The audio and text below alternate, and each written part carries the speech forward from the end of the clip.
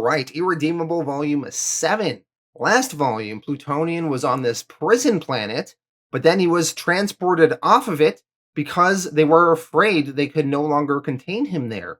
So he was brought to this intergalactic insane asylum, and that is where we will pick up the story with him in this volume. We will see his adventures in this insane asylum and if he will be able to escape. Now, this volume is not my favorite story arc, this whole Insane Asylum story arc, but it is still kind of fun, and we have to get through it to get to some of the better, more interesting story arcs coming in Volume 8, 9, and 10. So, let's dive into it. Volume 7 of Irredeemable. Irredeemable, Volume 7, written by Mark Waid and art by Peter Krause and Diego Barreto. Issue 24. Cubit and Modius, who is now occupying the body of a Modius android, have traveled to the Vespa homeworld to try and retrieve Plutonian.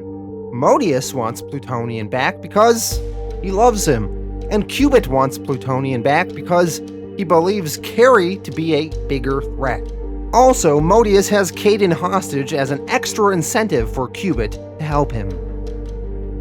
On the Vespan homeworld, Cubit and Modius are talking to one of the Vespan leaders, and they demand to know where Plutonian is. The Vespa alien refuses to answer, saying, "You take that tone with me, soft skin? You from the most backward planet on the galaxy? We threw him away like so much trash, and that is all you need to know. If you wish to press the point, we will take it as a declaration of war, nulling our previous treaty, and it will be like invading a children's playground." Cubit is not scared though, and he actually threatens the Vespans back. He showcases what he can do. The teleportation technology the Vespan aliens have been using for various nefarious purposes, well, Cubit says he will take back that teleportation technology whenever he likes. At that moment, a large Vespan alien ship is traveling midway through a large teleportation portal near them, and Cubit, controlling that portal, he closes it midway, cutting the ship in half, destroying it and causing it to crash. Cubit tells the Vespan leader, "What I am about to say is by no definition of bluff, Commander. I will close every teleportal in your system right now, this second, if you do not tell us where Plutonian is." The Vespan leader, feeling like he is backed into a corner, decides to give the coordinates to Plutonian's location. Cubit, after confirming the receiving of those coordinates, does a show of strength. Cubit tells the Vespan, "I still hold an indescribably large grudge against your race for weaponizing my teleportation technology, so this is just a reminder." Cubit opens a mini teleportation portal around the Vespan's arm and manages to slice the arm off with it. Cubit and Modius, they then leave, and Modius tells Cubit that he is impressed with him. Cubit says that once all of this is over and Plutonian is found, he plans on taking all of his teleportation technology back from the Vespans, no matter the cost. Over to Plutonian. Plutonian is a prisoner in a place called Genome. Genome is an intergalactic insane asylum in the heart of a sun.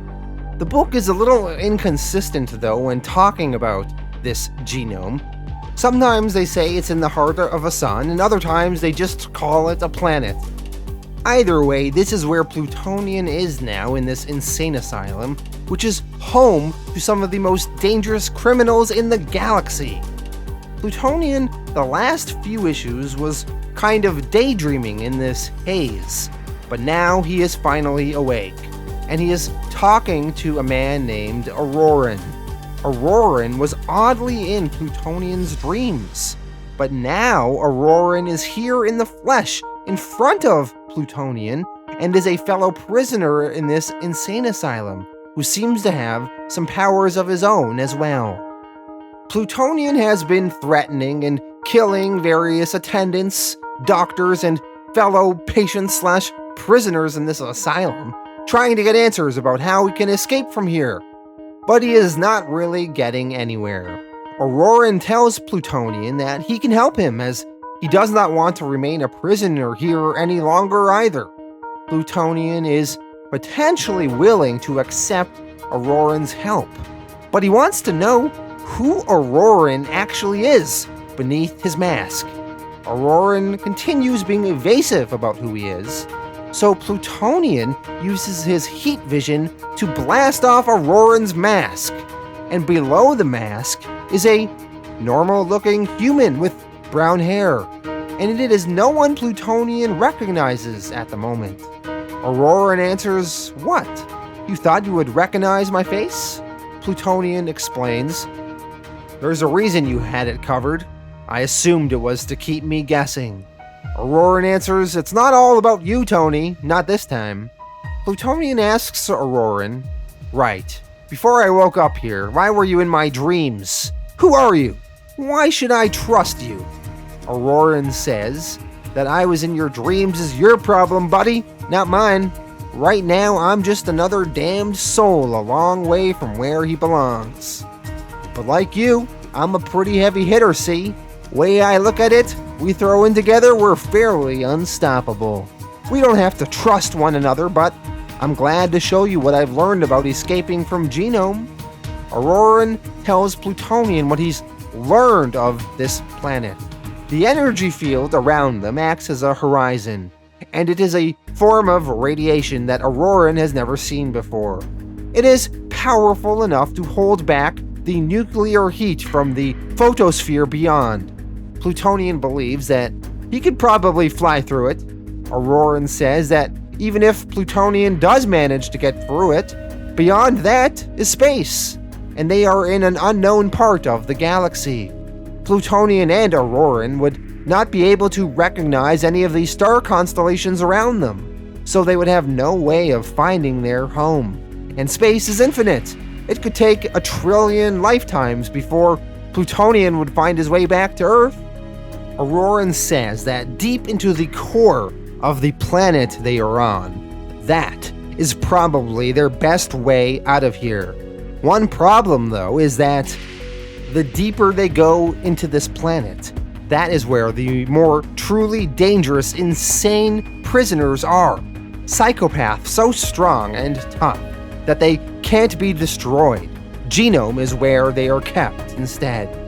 Rather than scaring Plutonian, this intrigues him. Perhaps these truly dangerous prisoners would make good allies for him. Auroran continues and says that deeper into the planet's core, that's where the guards and support staff are headquartered, near some sort of exit. Auroran explains, "You see them coming and going out of that sphere down there? I have no idea what it's made of or where it goes, but it has to be better than this. That's our ticket out of here." As they are talking, Plutonian isn't looking at Auroran's face directly, and we see Auroran's face sort of shift and change a bit before settling back into place. This signifies to us, the reader, that Auroran has some sort of shape-shifting ability, and he has not been fully truthful to Plutonian. Still, why was Auroran in Plutonian's dream? And why does he seem to know so much about Plutonian and Plutonian's history? Despite Plutonian not 100% trusting Auroran, he agrees to work with him to get out of here. Some guards begin to arrive, and they fire on Plutonian and Auroran. Plutonian and Auroran, they begin diving through the surface of the planet that they are on, releasing these parasitic-looking monsters that were swarming just below the surface of the ground. The parasites start attacking the guards and keep them busy, while Plutonian and Auroran move on. Plutonian and Auroran, they are traveling through a cave, and they come across some dangerous bat-type looking monster.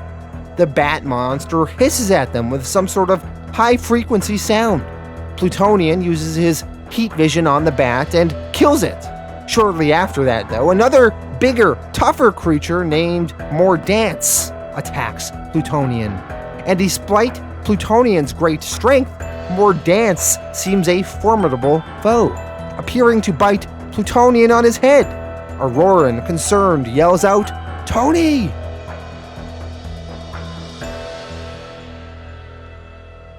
Issue 25. Cubit and Modius continue on their journey to Plutonian on Genome. Along the way, Modius, talking with Cubit, reveals something about the nature of Plutonian's powers. Something that will fundamentally change everything we thought about Plutonian's abilities. Modius explains that Plutonian's powers aren't physical, but psionic. He can manipulate matter on an atomic level. No humanoid form of his size, however different from a typical human, would be capable of storing enough energy to do what Plutonian does. For example, when he uses his heat vision, those aren't laser beams coming out of his corneas. They're what happens when he transfers kinetic energy to the air molecules striking his eyes, turning them into a stream of superheated gas. Arctic breath? That's the opposite effect. He can't emit X-rays from his eyes to see through things. Instead, Plutonian mentally alters the atomic structure of the objects he's looking at, making them more permeable to the electromagnetic radiation in general. That way, his brain can interpolate an image based on all various EM wavelengths it can perceive that our senses cannot. When Plutonian flies into the air, he is merely just shifting his mass into the surrounding atmosphere telekinetically. He is squeezing through it like soap through a fist.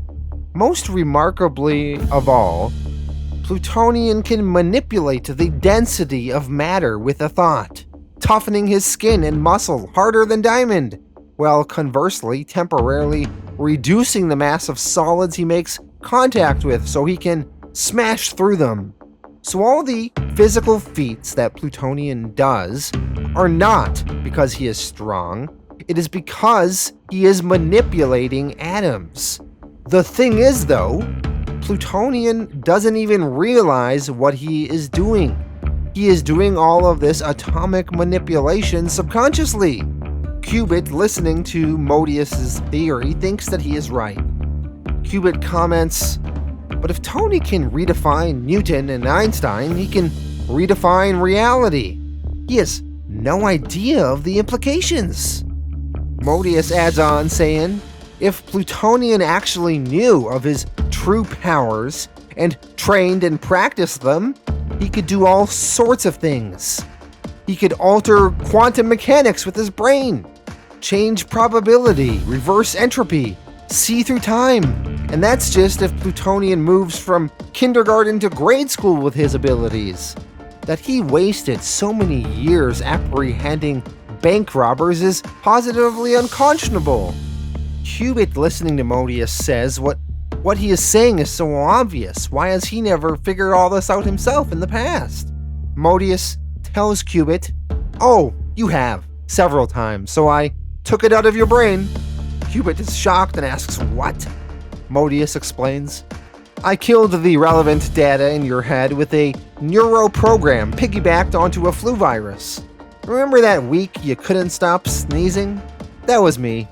Cubit asks why, and Modius answers, "Because I want to be the one who knows him best."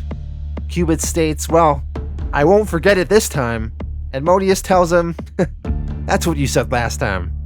The two then jump through a teleportation portal and continue on their way to rescuing Plutonian from the Vespins.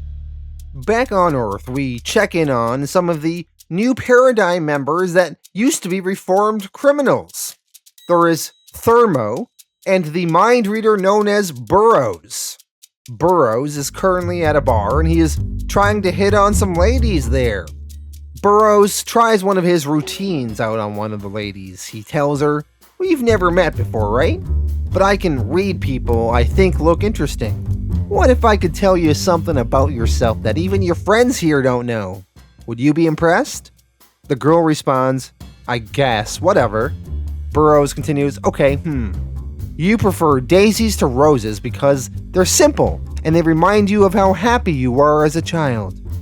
The girl responds, wow, that's amazing. Nobody.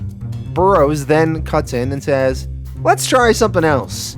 I want you to picture something in your mind. Are you ready?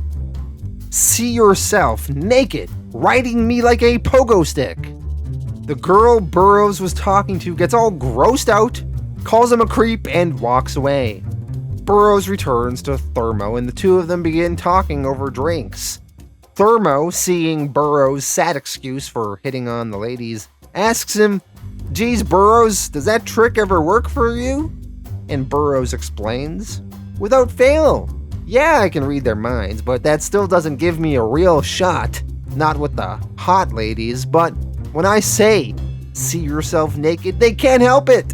And for that split second, that image pops into their heads. Them and their hot friends, and I can take little mental snapshots of it all night long. Thermo is a little bit amused by this, and the two of them, they drink, and they toast to being new members of the new paradigm. On TV, they see Carrie, or Survivor, on uniform on a news program. Burroughs shares with Thermo that he thinks Carrie is crazy. Burroughs tells Thermo something that happened recently. Burroughs was working with Carrie, and Carrie was going all frantic and going mad a bit. Bete Noir and Gilgamos left a while ago, as well as Caden and Cubit were missing too. No one was responding to Carrie's alerts, so Carrie, he was getting all angry, and he thought the others turned against him. So Carrie, who was communicating all of this to Burroughs, and tasked Burroughs with finding them. So Carrie, he is starting to get paranoid and thinks the other members of the paradigm see him as their enemy. Thermo comments to Burroughs that he didn't realize Carrie was so close to the edge. Carrie then is going to reveal an even bigger secret he knows about Carrie. But before he can do so, Carrie happens to be in that bar, and he interrupts them. It is hard to say how much of the conversation Carrie may have or may not have heard.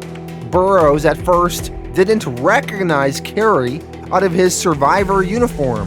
Carrie, talking with Burroughs, eventually manages to trick Burroughs into revealing that he has actually been reading Carrie's mind when he wasn't supposed to. And Burroughs may have learned of Carrie's increasing anger and instability. It is hard to know at this moment, though, what Carrie may do in response. Back over to Plutonian and Auroran. Plutonian successfully battled this Mordance beast creature, putting him down. Mordance put up a hell of a fight with his bestial berserker rage and intense claws. Their fighting led them out of the cave they were initially in and to a place called the Forest of Woe. In the Forest of Woe, there are these weird tree monsters with eyes and mouths, and one of these weird magical tree monsters sinks its roots into Plutonian's eyes. And by doing this, the tree monster makes Plutonian see a vision of a memory of Plutonian's early days. The memory is of the date Plutonian made his first public debut. It was at an air show, and there was an accident there. 2 pilots in the air show crashed in the air. One pilot died instantly, but the other pilot ejected. The problem was, though, his parachute was jammed and he was going to die. So Plutonian, he flew into the air and saved the pilot, unjamming his chute, and then he stopped the destroyed planes from falling on the crowd of civilians down below. Plutonian, he felt incredible that day. He saved everyone, and the crowd, they loved him. This was the first time Plutonian knew what it felt like to be appreciated.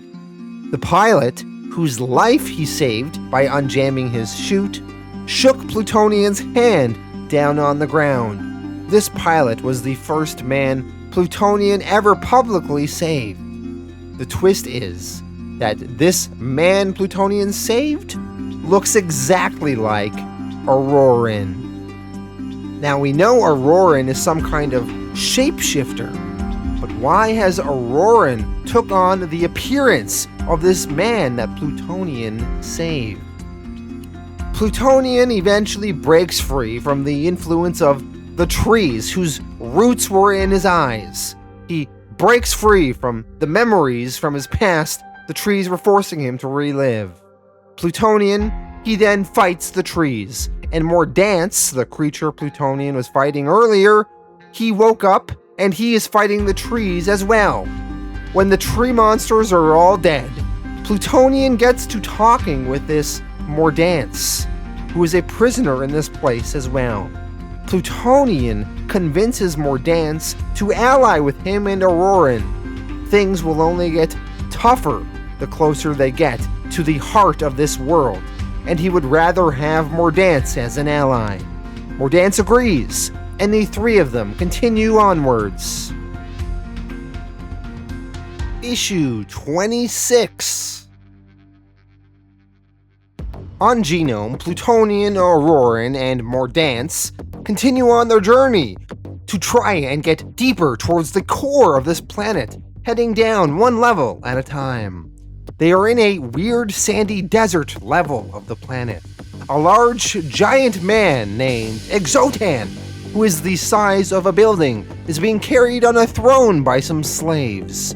Exotan claims he is a god. Plutonian believes that Exotan is just deluding himself, believing himself to be a god as some sort of coping mechanism for being stuck in this place. Exotan, angry that Plutonian doubts his power, begins controlling all the grains of sand in the desert and attempts to engulf Plutonian and his new allies in the sand.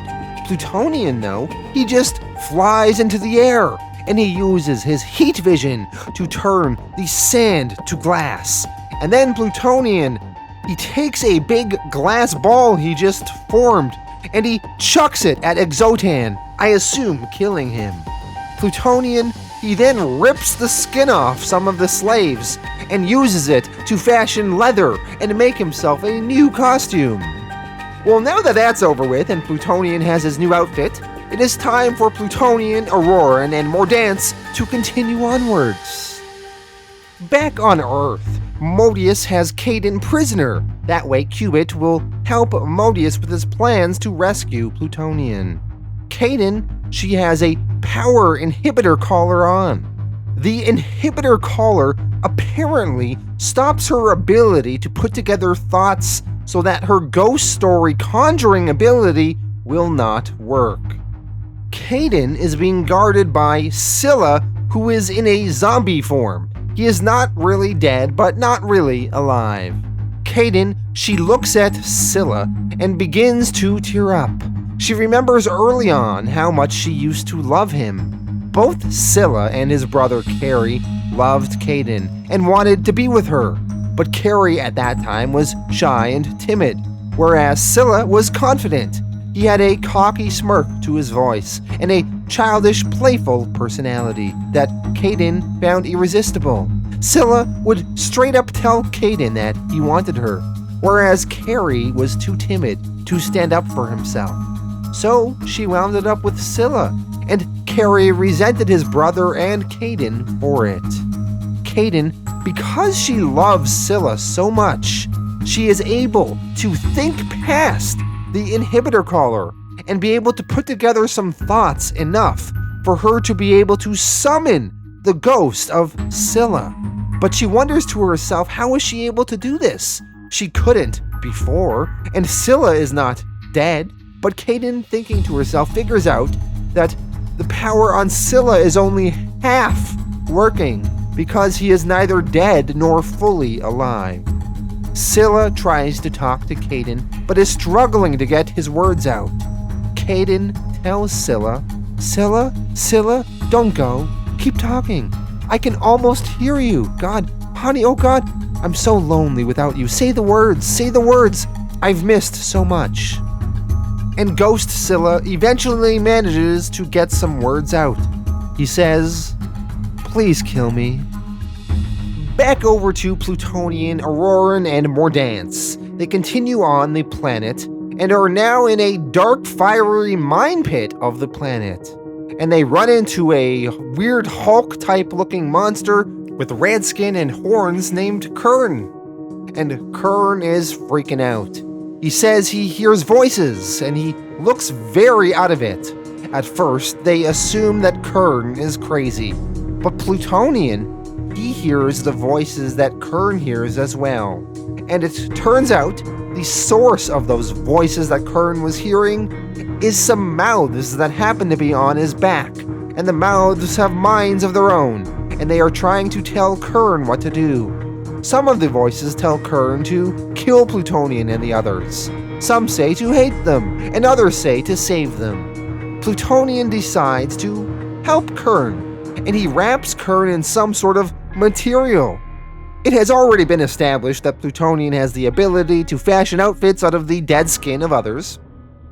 So he uses some material in his heat vision to make Kern an outfit that he can wear that will cover and muffle the voices on Kern's back so he can no longer hear them. With the voices muffled, Kern calms down. Plutonian wants Kern to help them on their journey into the core of this planet, and Kern accepts. So now, Plutonian, Auroran, Mordance, and Kern continue walking onwards. They travel through a cave, which eventually spits them out into a snowy area. There, they come across another prisoner, a green alien woman with purple hair and spots on her body. She is named Cutter. Cutter's ability is that she is a telekinetic self-mutilator whose self-harm is inflicted on others rather than herself. So Cutter, she begins cutting herself, and the wounds actually appear on Plutonian's face instead. Plutonian, he actually kind of likes this. He's into it. Plutonian's invulnerability means he could never really feel anything before, never feel pain. But with Cutter, he can actually feel her cuts, and he can feel something. Plutonian invites her to join his group as well. Eventually, elsewhere on Genome, Cubit and Modius finally arrive through a teleportation portal, and they are here to rescue Plutonian. Issue 27. Another group of prisoners arrive in the snowy landscape and attack Plutonian's team. One of the attackers is named Malice. Malice possesses a limited chronokinetic ability that is able to facilitate time travel, sending a person back through time by punching them. The harder he hits them, the further back in time they are sent. While Malice, he hits Plutonian hard enough to make Plutonian go back just a few moments. So all of a sudden, there are two Plutonians, and they are staring at each other, and they are confused, and they are wondering who the other one is.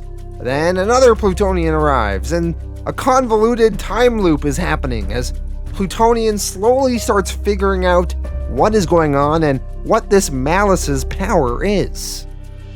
While all of that confusing madness is happening, elsewhere, Cubit and Modius have arrived in the core of the planet on Genome.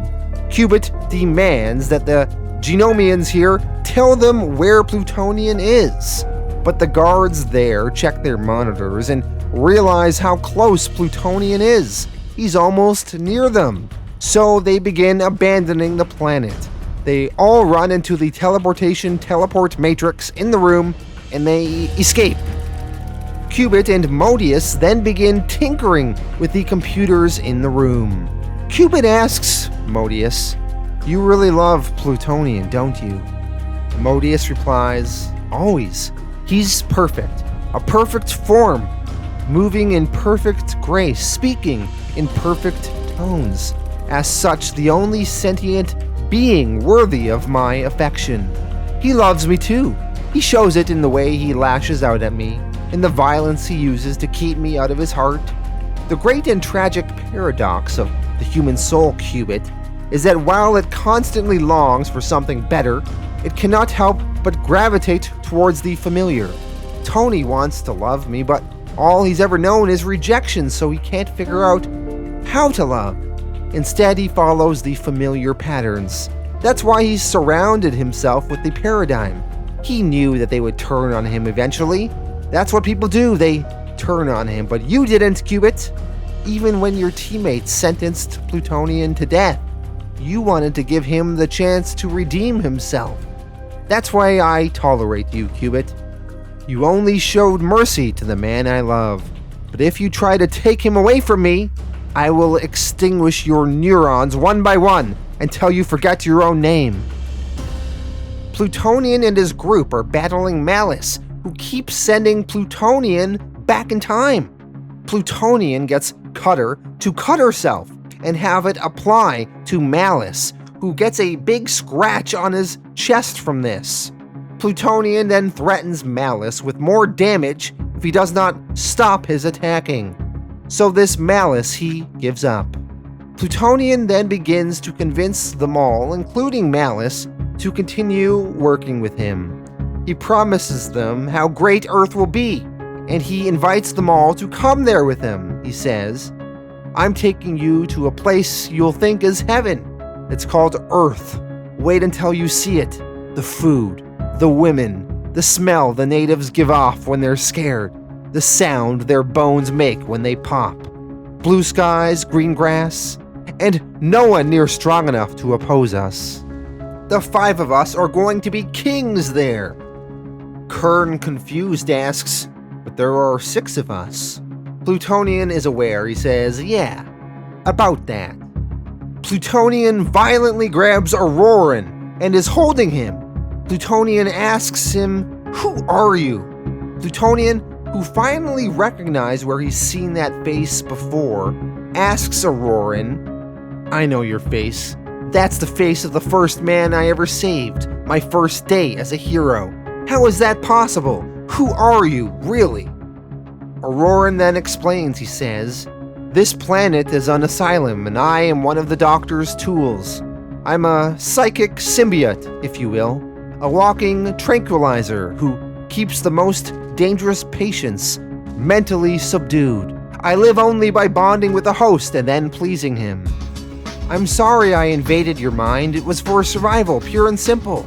That's what my kind does. It's our nature, but what a gift to me it became. I felt not just your darkest days, but your brightest moments. The first time you were ever loved for who you were. The day you were happiest. That's what I wanted to be a symbol of. Someone who'd love and protect even you. Someone who was your definition of a hero. That's what Auroran was in your dreams, Tony. That's what you turned me into. The best of you. And that's what I am, and it feels magnificent. Thank you. I can be of help to you still, Tony. The things I can do, the powers I can mimic, all that I now symbolize, I'm yours to do with as you see fit. And you've seen how useful I can be. Take me with you." Plutonian appears to think on this, and then he says, "Like hell," and he punches Auroran through his chest and kills him. Plutonian and his group then quickly move on. They eventually arrive in the planet's core, and they see Cubit and Modius there. Plutonian, when he sees them, says, "Well, imagine that. Cubit and his pet Modius bot. Of all the places to run into people, I know. I'd ask what you're doing here, but..." Plutonian then grabs the Modius android and is going to destroy it. But the Modius android then pleads with Tony, saying, "Tony, wait! It's me! It's the real Modius! You left me inside the body of Samsara, but it's really me. I've traveled galaxies to rescue you." Plutonian replies, "You would. Can you lead me back to Earth?" And Modius says he can. Plutonian actually hugs him. Plutonian then promises to the others that he will take all of them to Earth, except Cubit. He orders the rest to kill Cubit right now. Cubit, he immediately goes into a defensive mode. Cubit puts up a shield around himself, and then he starts fiddling around with a computer on his wrist. Modius asks him what he's doing. Cubit answers, the usual, double-crossing evil. I cannot let this loose on Earth. I made the teleportation tech, and I can destroy it. All of it, instantly, everywhere in space-time it exists. Modius tells him, don't be insane. You're condemning Caden to death. Cubit replies, shut up, just shut up. Cubit remotely destroys all of his teleportation technology everywhere. Most of Plutonian's allies appear to have been teleported away as well. All that is left now are Plutonian, Cubit, Modius, and Malice. Plutonian asks, what did you do? Where are the others? Cubit answers, second question first. I haven't a clue where your little playmates went, Tony, but I hope it's no place pleasant. As for what I did, we're stranded here now, the four of us, together, for eternity. But Tony, he can't hurt anyone now. Plutonian, he all of a sudden notices a quick blur go by. Plutonian realizes that the blur is himself from the immediate future sent back by Malice's power. Plutonian tells Malice, Malice, hit me. Knock me back about, 2 minutes in time? Malice, he does so. And Cubit, when he realizes what is happening, can't really do anything about it before it's too late. When Cubit believed he teleported Plutonian's allies away, in actuality what happened is that the future Plutonian had gathered his allies and traveled through the genome teleportation portal to Earth. At that moment, the present Plutonian, he fades away. All that is left now are Modius, Cubit, and Malice, trapped on Genome. Cubit asks Modius, what now, Modius? What in your infinite genius is our next move? But then the Modius android falls apart, and all that is left on Genome is Cubit and Malice, with supposedly no way back home to Earth. Back on Earth, Plutonian pops out of the teleportation portal with Kern, Mordance, and Cutter. Plutonian ominously says, home sweet home. And with that, we bring Volume 7 to a close.